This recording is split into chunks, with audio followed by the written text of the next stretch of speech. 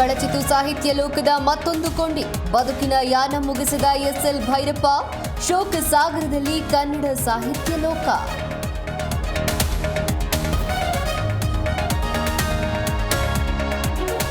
ನಾಳೆ ರವೀಂದ್ರ ಕಲಾಕ್ಷೇತ್ರದಲ್ಲಿ ಅಂತಿಮ ದರ್ಶನ. ಮೈಸೂರಿನಲ್ಲಿ ಅಂತ್ಯಕ್ರಿಯೆಗೆ ಸಕಲ ಸಿದ್ಧತೆ. ಭೈರಪ್ಪ ನಿಧನಕ್ಕೆ ಗಣ್ಯರ ಸಂತಾಪ.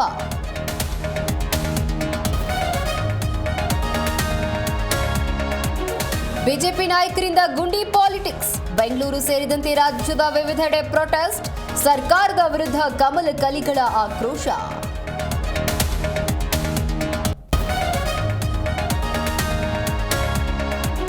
ಜಾತಿ ಜನಗಣತಿ ಪ್ರಶ್ನಿಸಿ ಹೈಕೋರ್ಟ್ಗೆ ಪಿಐಎಲ್. ಎರಡನೇ ದಿನವೂ ಮುಂದುವರೆದ ವಾದ ಪ್ರತಿವಾದ. ನಾಳೆಗೆ ವಿಚಾರಣೆ ಮುಂದೂಡಿದ ಕೋರ್ಟ್.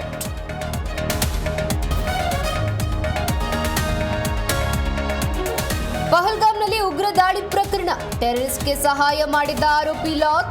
ಜಮ್ಮು ಕಾಶ್ಮೀರದ ಪೊಲೀಸರಿಂದ ಅರೆಸ್ಟ್.